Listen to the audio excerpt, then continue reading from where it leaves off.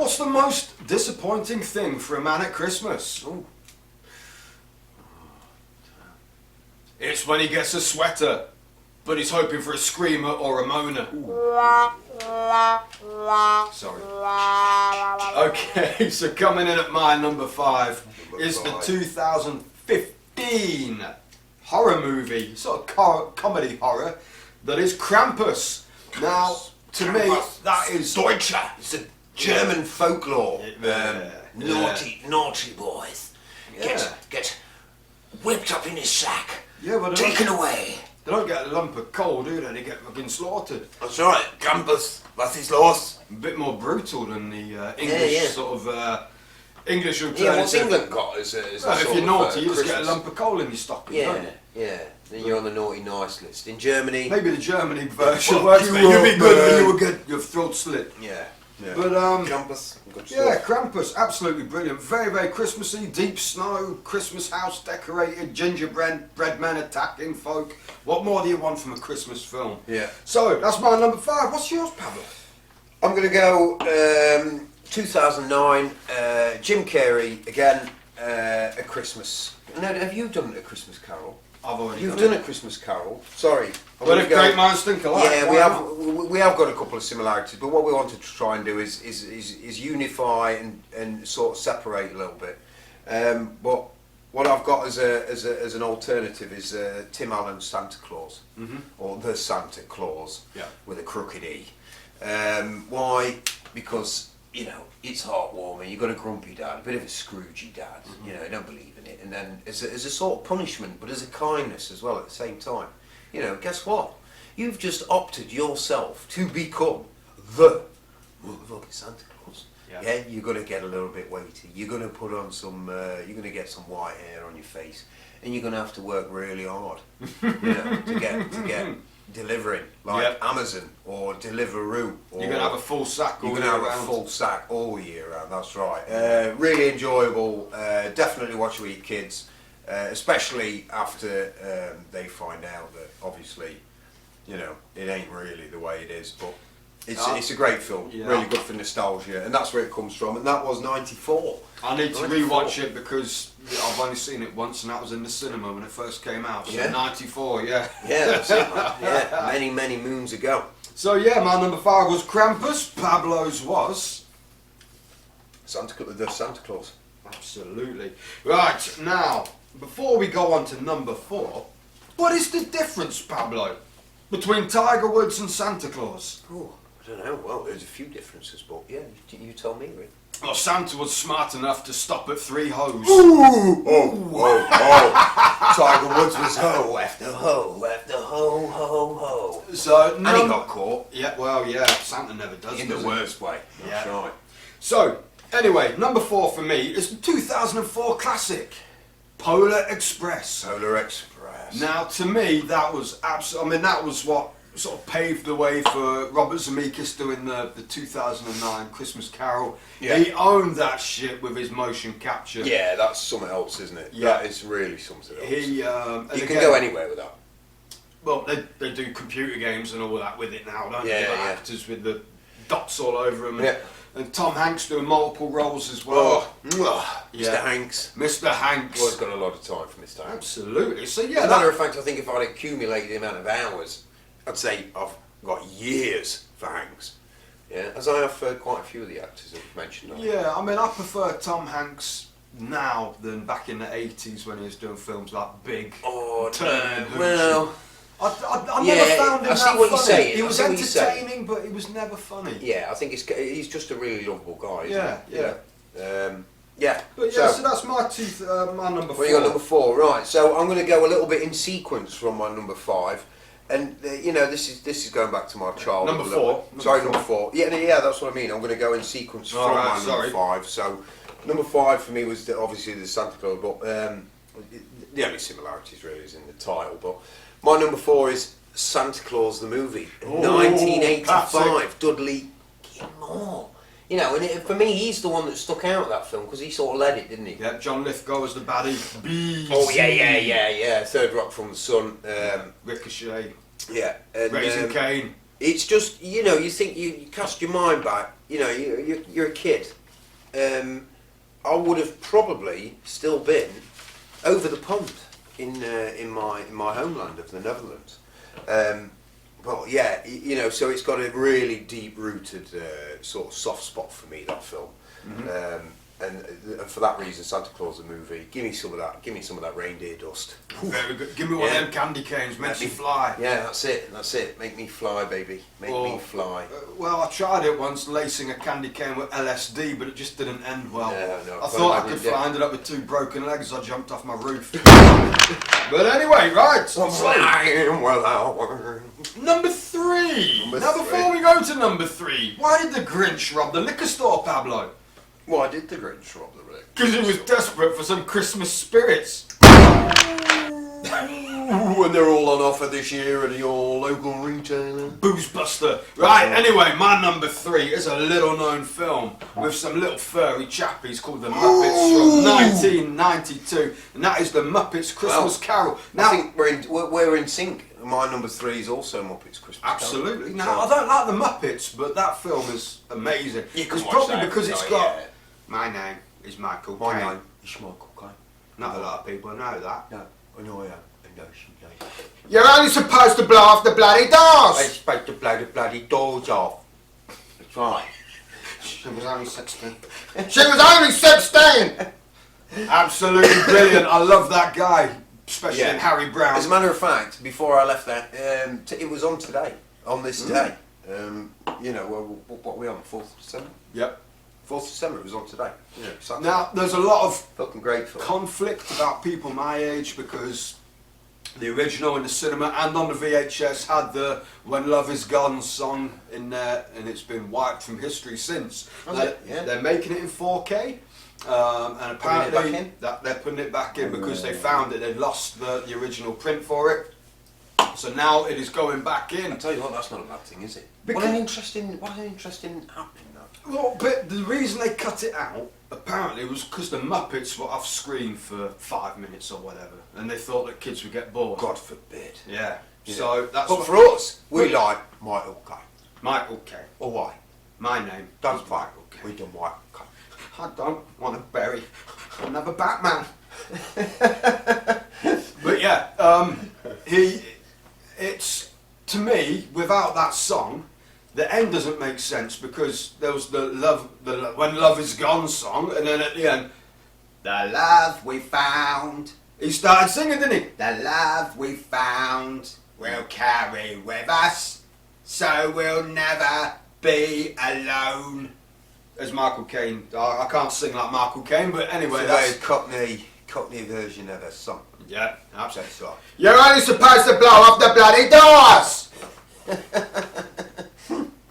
My name is Michael Caine, and I am a nosy neighbour. Not a lot of people know that. That's right. Did you know? I was able to see through the window the lady at number 3, and she fell and cracked her head open on the fireplace. I watched her bleed to death for 3 days before anybody came and helped. I despair of bloody people sometimes, I really do! Anyway, so my number 3 and Pablo's number 3 both. Ditto. Muppets Christmas Carol 1992. from 1992. That's right. Now we're getting close, we're getting close. Right, so before we go to number 2, Pablo, how did Darth Vader know what Luke Skywalker bought him for Christmas? Ooh, I don't know. What would it, well... He felt his presence. Now, my number 2 is... What is your number 2? It's not my number 2! Right, anyway. Who does number 2 work for? My number 2 is the absolute banger from 1989 with Mr. Chevy Chase, and that is National Lampoon's Christmas Vacation. Nice. Is there a funnier, more heartwarming Christmas film than a bloke trying to bring all his family together to host the perfect Christmas? Chevy Chase. Yeah. Although he's supposed to be a fucking wanker to work with in real life. Nobody wants to work with him. Yeah, he's a bit of a diva. You can see he's a bit full of himself. Yeah. Bit sort of uppity.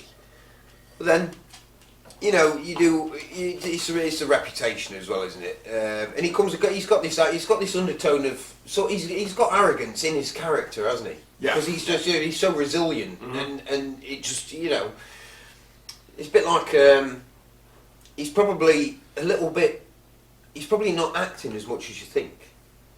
Well, he always comes across as a really nice guy, though, in his roles.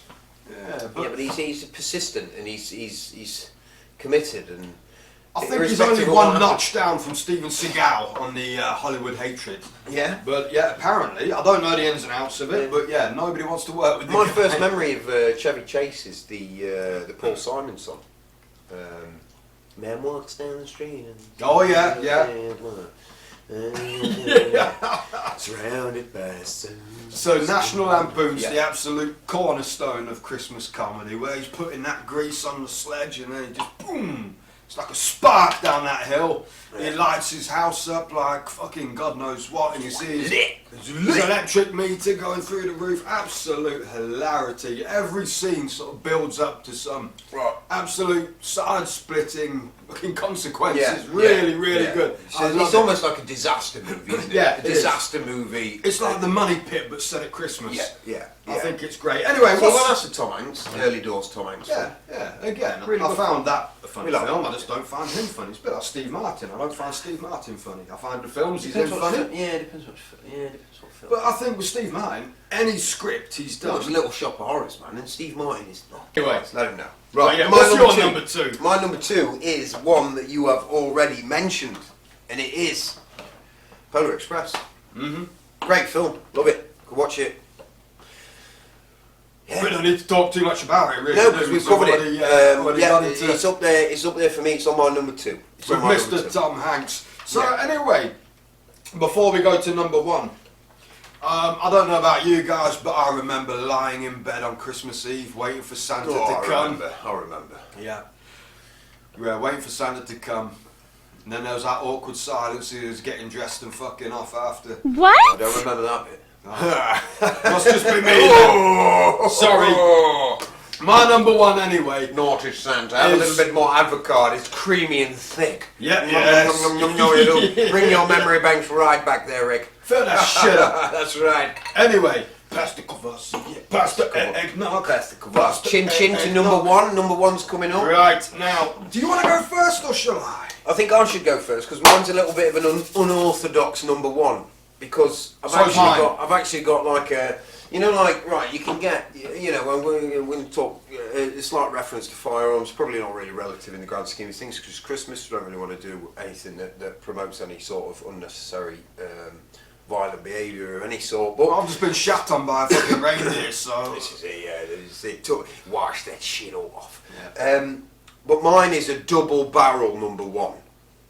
And for those of you who know that you know, when it comes to a double barrel, you know, there could be more than one shot involved. And for me, number one is Home Alone 1 and 2. Either, whichever way round, doesn't matter. Home Alone, categorically, but only 1 and 2, nothing else. No 3, no 4, no Home Alone, new Home Alone, whatever.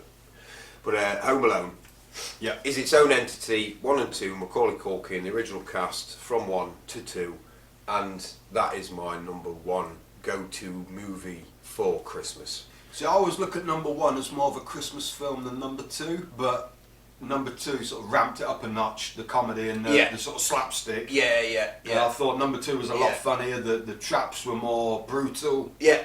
Wow. More brutal, yeah. Look at that hole! Hurry! I've reached the top! And the way that he fucking screams is literally one of... I think if it went down to a Scream Award, other than that really nasty one, you know, for comedy screaming, he just nails it, didn't he? And you could tell that was John Hughes, because it was the same sort of thing as in Planes, Trains and Automobiles, where he's like a skeleton. Line? No. Oh yeah, when he's there with the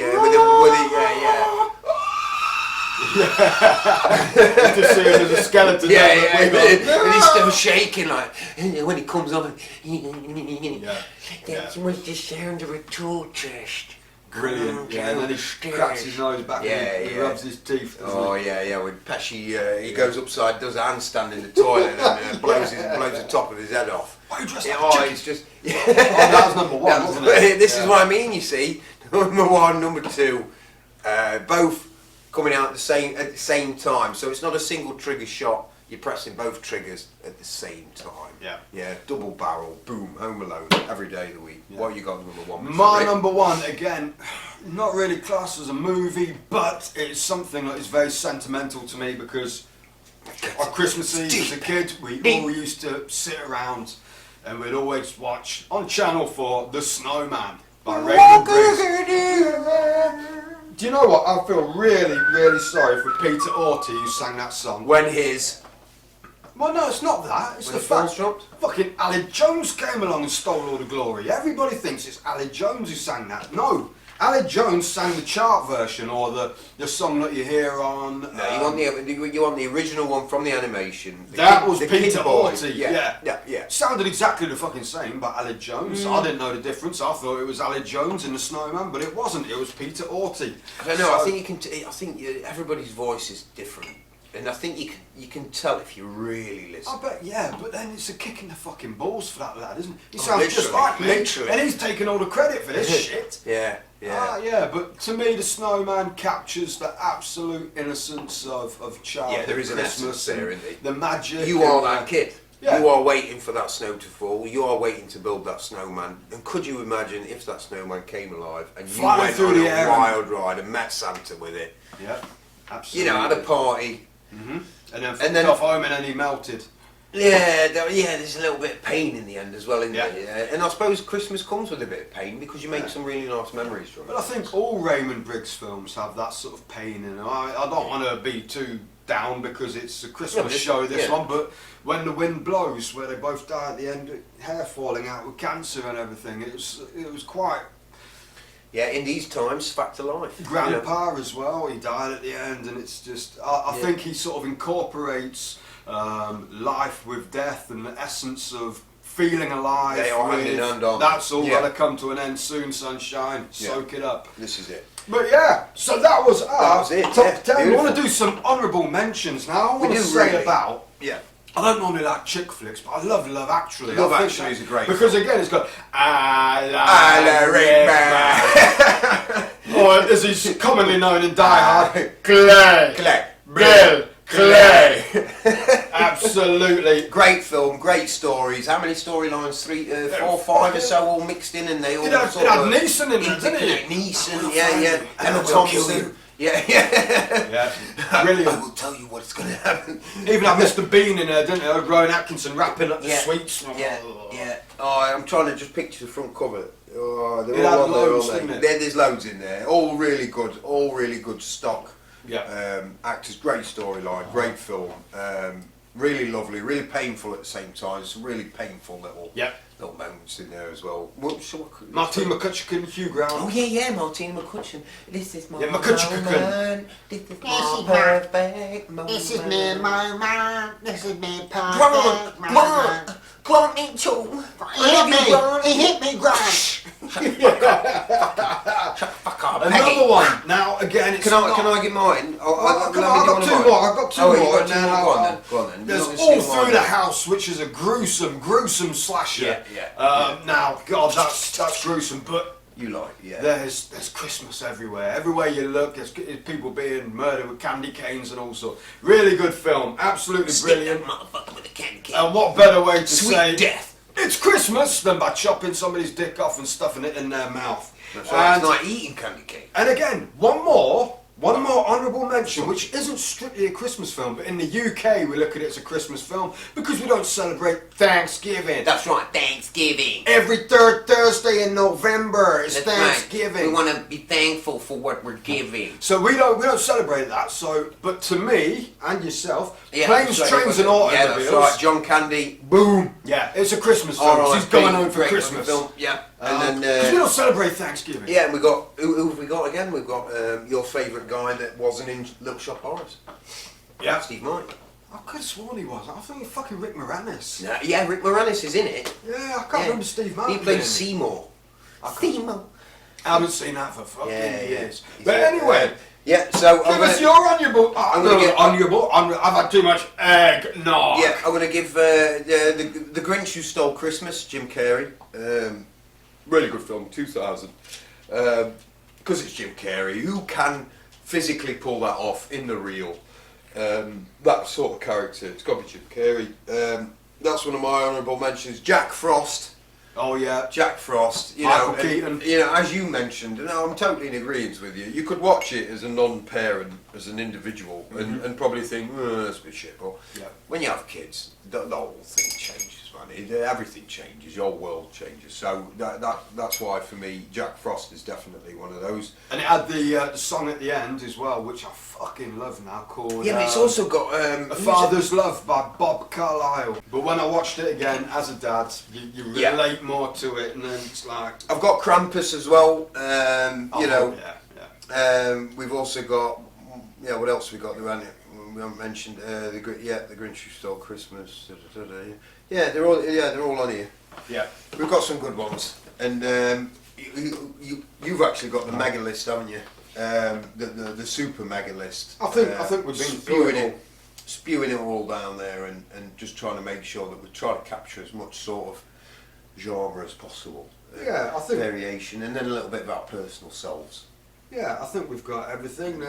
There's several different versions of A Christmas Carol. How many? Many. And the really old ones, the really old ones, you know, the 40s, 50s and 60s films, you know. I like the one with George C. Scott. I thought that was How often do you sort of consider, right, you know what, I'm going to sit down with a really oldie and I'm going to watch it. You know, I had that every now and then. You know, my kids would be like, I want to watch this. I want to watch that. You know, and otherwise I'm knocking the house together and I ain't got that much time. I had that. I felt like sitting down with a really oldie, but then Wayne Rooney said, "Don't do it. It nearly fucked up my marriage." That's right, and he needed new hair. Yeah. So I decided against sitting down with an oldie, and I kind of left it there. Sorry for the poor joke, but See you later, Rooney. But yeah, so that was our top 10 Christmas films list. Good health, Babs. And from our family to Happy yours, Christmas. have a very really Merry good Christmas. one. See you later then, YouTube.